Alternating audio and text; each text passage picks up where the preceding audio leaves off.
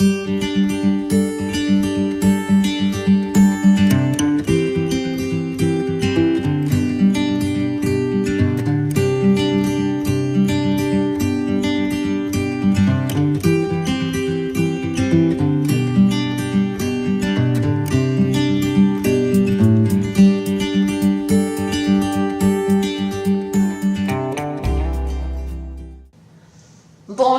mon nom est Denise Albert, coach conférencière, formatrice et professeure de yoga. Bienvenue à la série de vidéos d'entrevues « Toi, tu m'inspires ». Aujourd'hui, j'ai l'honneur et je suis tellement contente d'avoir Ginette Long avec moi. C'est une amie que je connais depuis longtemps, Ginette. Oui. Puis, merci d'avoir accepté mon invitation, Ginette. Bonjour, Denise. Bonjour. Si je peux parler un petit peu de Ginette. Ginette, en 2006, a eu quand même une mauvaise nouvelle. Puis, c'est ça qu'on va parler de son histoire. Puis, je suis certaine que ça va vous inspirer parce qu'elle m'inspire beaucoup, Ginette. Comme vous le savez, c'est les gens qui m'inspirent, que je fais 15 vidéos, les gens qui m'inspirent. Ginette, veux-tu me conter un peu comment que ça a commencé, toutes ces affaires-là, d'avoir su que tu avais le cancer à un moment donné en 2006? OK. Moi, j'étais à l'enseignement à ce moment-là. J'enseignais dans une école publique et je me suis aperçue au niveau de mon sein droit que j'avais une petite bosse. Puis, ça me dérangeait un petit peu. Ça fait que ce que j'ai décidé d'aller prendre rendez-vous avec le médecin. Okay. Pour aller voir pour faire le test, pour vérifier si c'était quelque chose qui était négligeable ou encore qu'il fallait que je passe à une autre étape et aller passer une mammographie. Ça fait que j'ai rencontré mon médecin et à ce moment-là, il a fait les vérifications, puis il m'a offert, il dit, je pense qu'on ne prendra pas de chance, on va aller, je vais te donner un rendez-vous pour aller passer une mammographie à l'hôpital. Fait que c'est à partir de ce moment-là, en octobre 2006, que j'ai reçu la nouvelle qui était un cancer au niveau du sein droit et que j'avais à passer d'autres étapes. Et cette journée-là, quand j'ai été passer la mammographie, ça se trouvait qu'à ce moment-là, il y avait un spécialiste qui était là. Okay.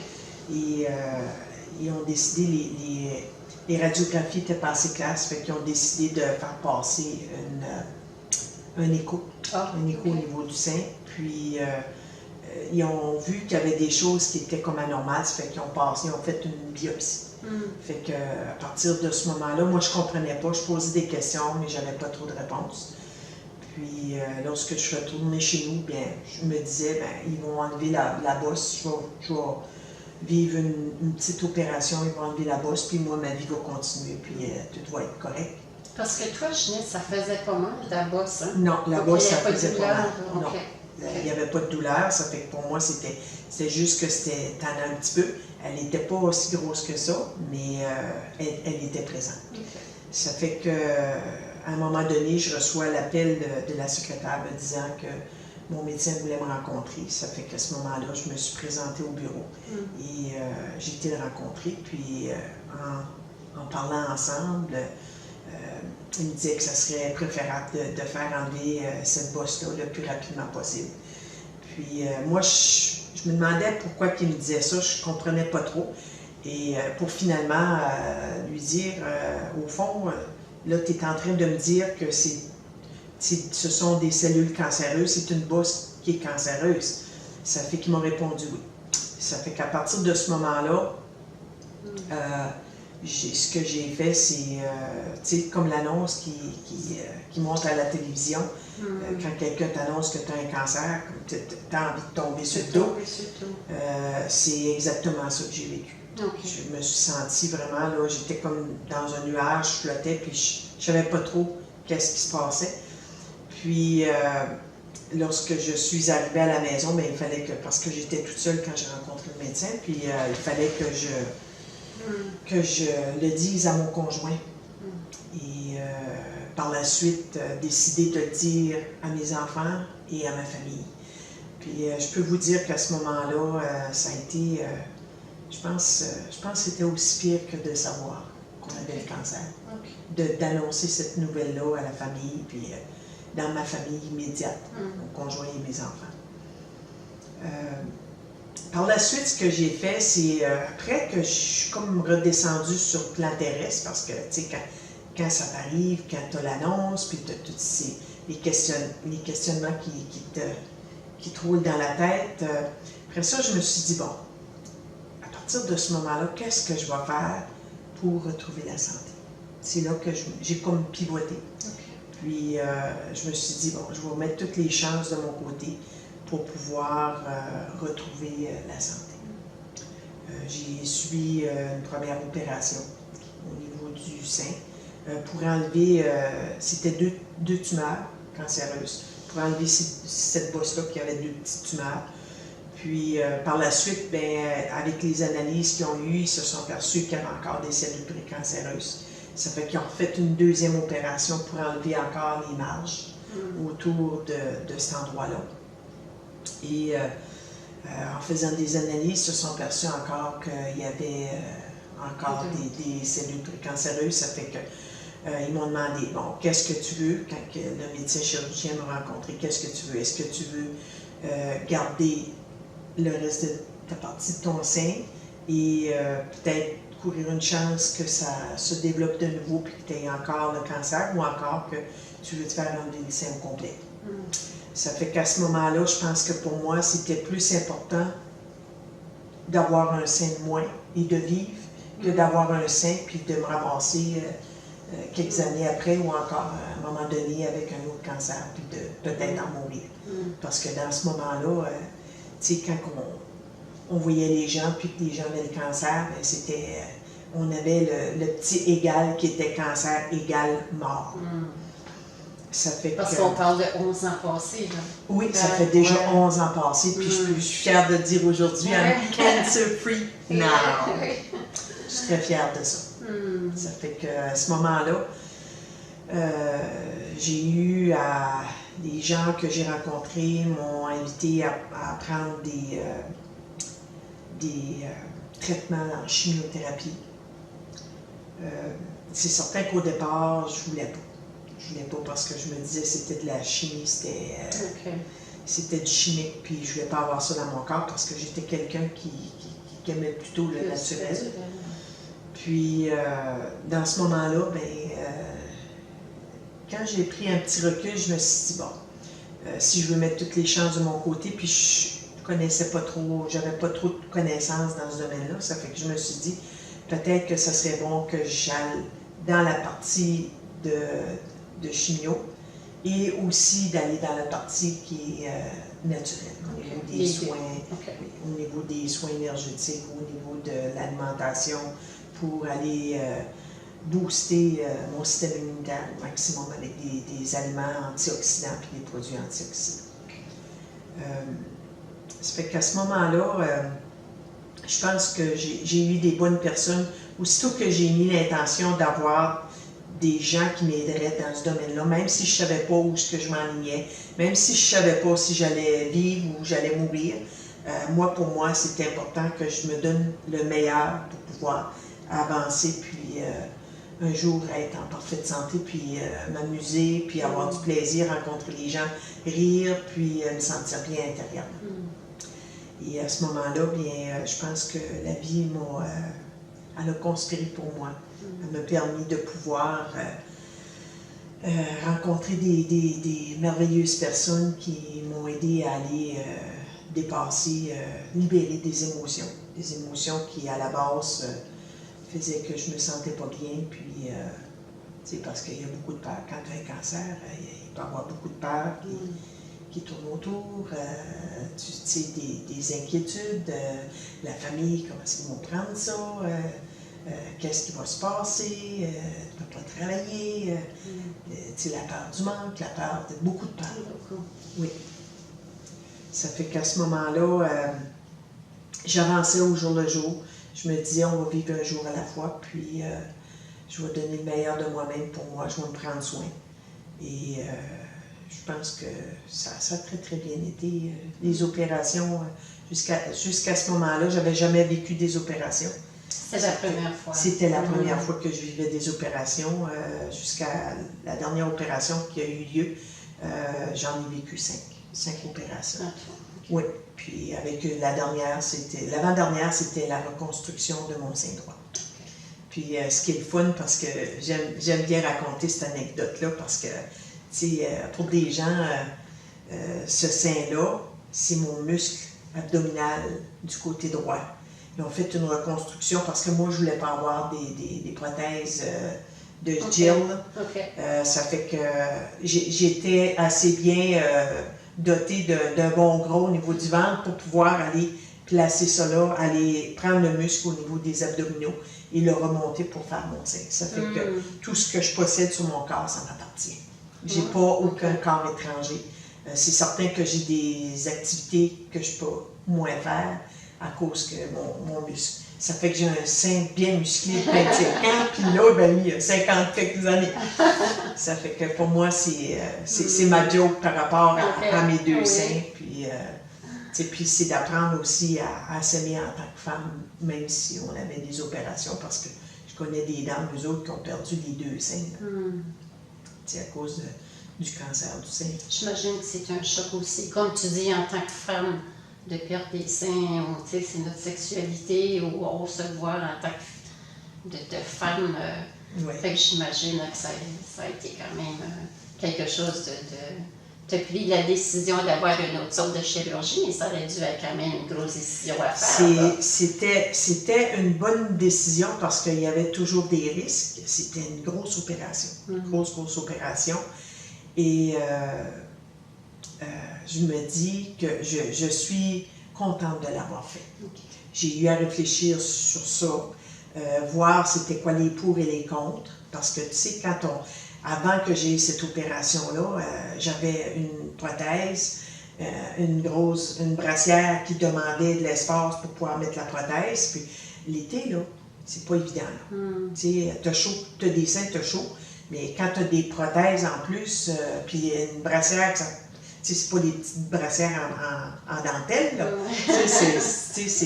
Ça fait que j'étais comme tannée de ça. Ça fait que je me suis dit, bon, on va passer à une autre étape. Puis ça s'est très, très bien passé. J'ai eu un très bon chirurgien, puis j'ai eu des aides de lumière qui étaient là aussi, parce que moi, je travaille toujours avec eux autres, puis à chaque fois que je rentrais en salle d'opération, je demandais tout le temps aux chirurgiens de l'univers de venir aider les chirurgiens terrestres. Ça fait que pour moi, c'était... puis les opérations étaient vraiment... Très, très bien. Oui. C'est bien. Parce que Ginette, si vous ne la connaissez pas, au niveau de l'énergie, Ginette a été faire beaucoup de formations, elle donne de la formation, elle est rendue coach, conférencière. Ginette, c'est tellement beau de te voir. C'est pour ça que tu fais partie d'une personne qui m'inspire parce que c'est une histoire à succès. C'est ça que j'aime parce que Ginette, c'est une fonceuse. Puis, c'est quoi j'aime de Ginette aussi? Quand elle a un rêve, hein, Ginette, elle va l'avoir. Puis, où est-ce que je suis aujourd'hui dans sa maison, elle m'en a parlé, là. Puis, c'était son rêve. Oui, c'était mon rêve à ce moment-là. Puis, c'est que je me rappelle lorsque j'étais dans les moments où je vivais des traitements de chimiothérapie, parce que j'ai pas eu à avoir la radio parce qu'ils m'ont enlevé le sein au complet.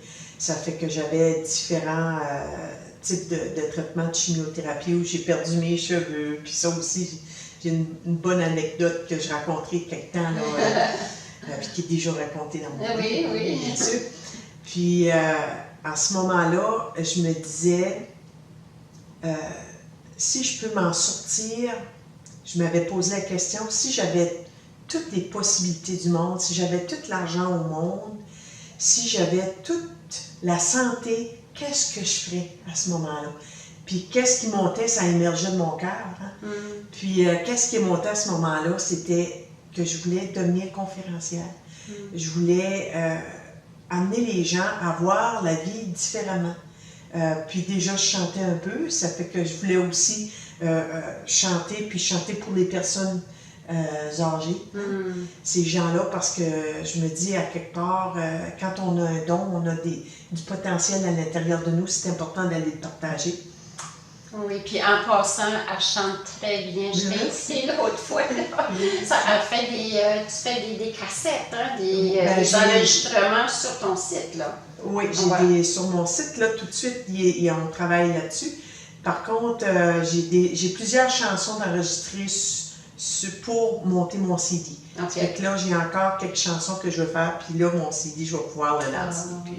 C'est tellement beau. Oui, ça fait que c'est pour ça qu'à ce moment-là, ce que je me disais, je vais tout mettre en œuvre, même si je ferais un pas à la fois. Un pas à la fois, je vais avancer graduellement vers ce qui me fait vibrer à l'intérieur. Puis je pense qu'à ce moment-là, quand je me couchais, parce que j'avais des nuits que je ne dormais pas à cause des traitements, ça fait qu'à ce moment-là, je me menais dans des états où je faisais de la visualisation, où je faisais... Je me ramenais avec des affirmations, des phrases qui étaient positives, des phrases au niveau de la santé, au niveau du mieux-être à l'intérieur. Puis, j'ai été me chercher des programmes aussi qui m'ont permis d'aller libérer des émotions qui étaient, qui au fond, c'était des émotions destructrices. Pour pouvoir les libérer, ces programmes-là m'aidaient à pouvoir libérer ces émotions-là. Puis, à me sentir bien en dedans. Ça fait que quand je me couchais en faisant de la visualisation, je rentrais dans une vibration. Je vous en parle, j'ai encore tous les frissons, là, je le ressens. Je rentrais dans une vibration qui était une belle énergie, l'énergie de ma source intérieure, de mon divin en moi. Puis, ça me permettait d'élever mon taux vibratoire. Puis, quand je faisais ça, c'est comme si j'étais dans la réalité. C'est comme si j'oubliais que j'avais le cancer. C'est ça qui était le fun parce que à ces moments-là, le seul temps que je réalisais que j'avais le cancer, c'est quand je rencontrais des gens et qui me racontaient, qui me disaient ben, comment ça va. Puis les autres étaient plus découragés que moi. C'était moi qui les encourageais, puis que je disais des petits jokes pour pouvoir casser un petit peu la glace parce que les gens, tu sais, je me suis aperçue que les gens ne savent pas comment communiquer avec quelqu'un qui a le cancer, parce qu'on a peur de blesser, on a peur de dire des choses, on a beaucoup de peur, ça fait que moi j'en profitais pour mettre un petit peu d'humour, de l'humour, puis on aurait dit que ça cassait la glace, puis de cette façon-là, bien j'avançais, puis aujourd'hui, bien, je peux dire, Denise, que oui, je réalise mes rêves parce que je suis à la retraite. Oui. Je suis à la retraite, je suis une enseignante retraitée.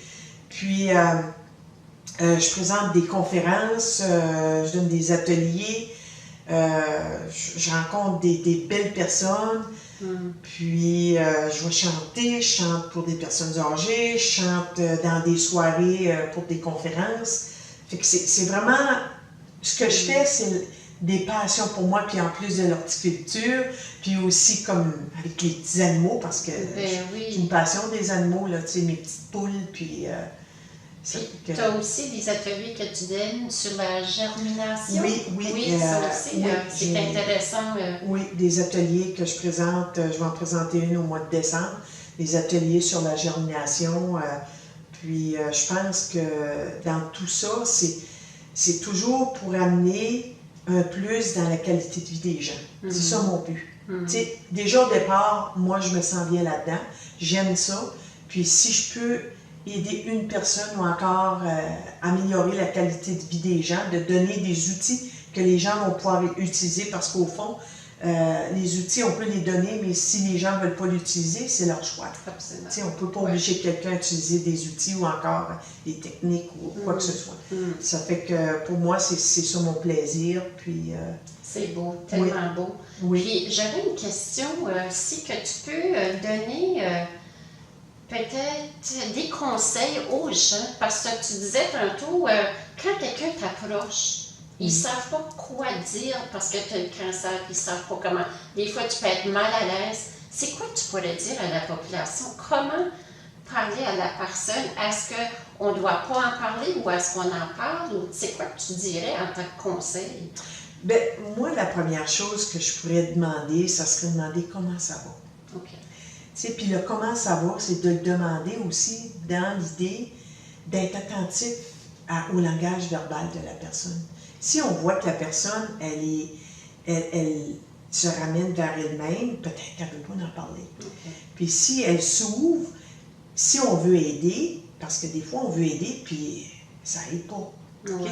Mais si on veut aider, on peut lui demander, est-ce que je peux faire quelque chose pour toi? Okay? Est-ce que tu as besoin d'aide? Est-ce que je peux faire quelque chose pour toi?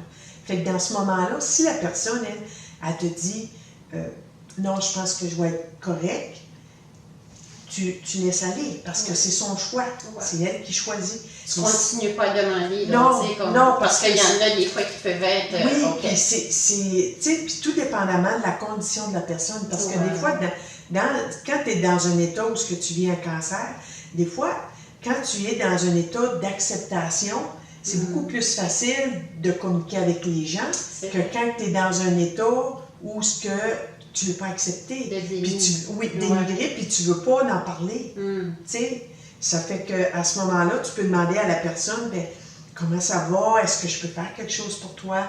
Est-ce que tu as besoin d'aide?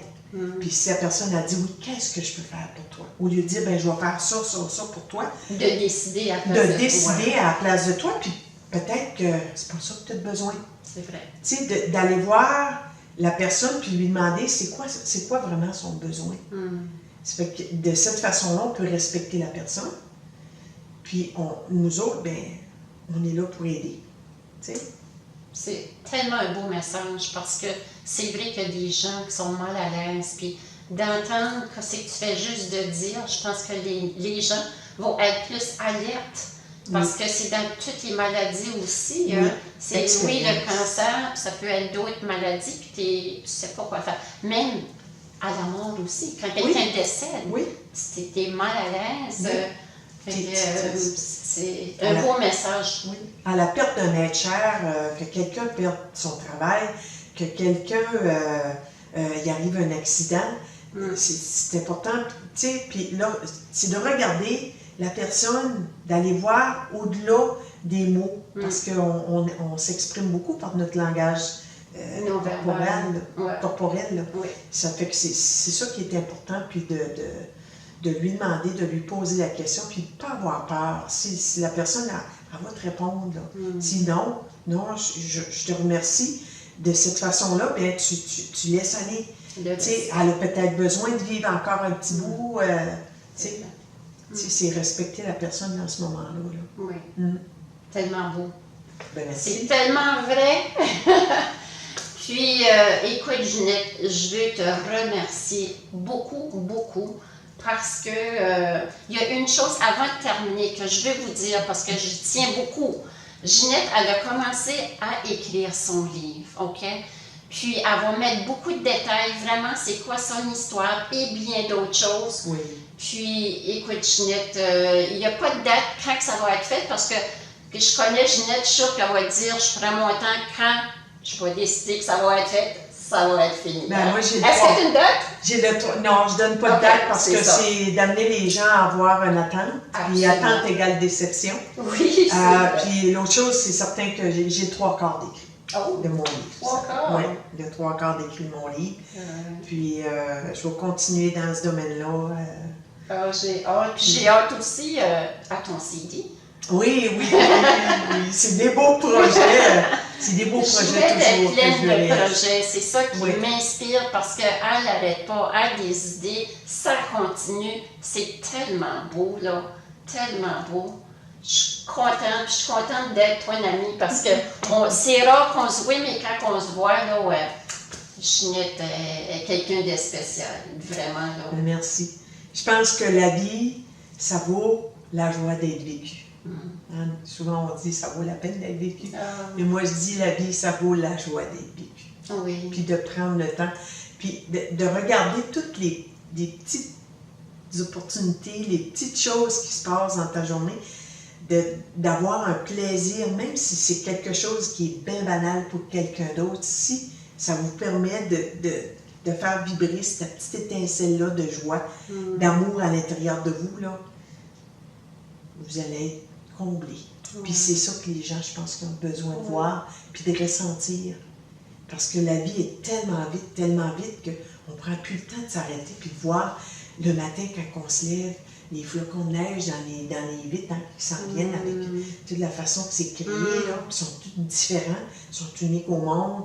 La pluie quand elle tombe, le vent, de ressentir le vent dans les cheveux, puis demander qu'il passe à travers nous pour nous envelopper d'amour, puis tu sais, ça a l'air fou. Mais moi, ça me fait vibrer. Ça me fait vibrer. C'est pas fou, c'est d'apprendre d'apprécier les moments présents. Oui. Ginette, si tu avais un mot à dire à ceux qui vivent le cancer aujourd'hui, que ce soit un homme ou une femme, c'est quoi tu pourrais dire de lancer un message à eux? Moi, je pense que le message le plus important que je pourrais lancer, c'est d'aller dans votre cœur, puis d'aller voir la belle personne que vous êtes, puis de faire vibrer ça, ce beau rayonnement-là d'amour dans votre cœur, puis d'aller chercher qu'est-ce qui vous fait vibrer, qu'est-ce qui vous rend heureux. Parce que des fois on met nos rêves de côté. On met ça sur les tablettes parce qu'on pense aux autres. Mais vous savez, la première personne qui est importante dans votre vie, c'est vous. On ne peut pas prendre soin des autres si on ne prend pas soin de nous d'abord. Ça fait que c'est ça mon message. Quel beau message. Prendre soin de nous autres avant les autres. Oui. Merci. Merci beaucoup, Ginette. Je suis très contente. Namasté. Namasté. Puis, à la maison, si vous voulez, je commence à voir le soleil, je ne Oui, c'est ça. Oui. C'est ça, on va se tasser un petit peu. Si que vous voulez commenter, dire vos histoires, si vous avez des questions pour Ginette ou pour moi, s'il vous plaît, le commentez sous la vidéo. Si vous voulez partager, aimer, faites-les. Parce que les messages, si ce n'est pas pour vous, ça peut quand même être bon pour d'autres personnes que vous connaissez. Merci beaucoup. À la prochaine entrevue. Merci.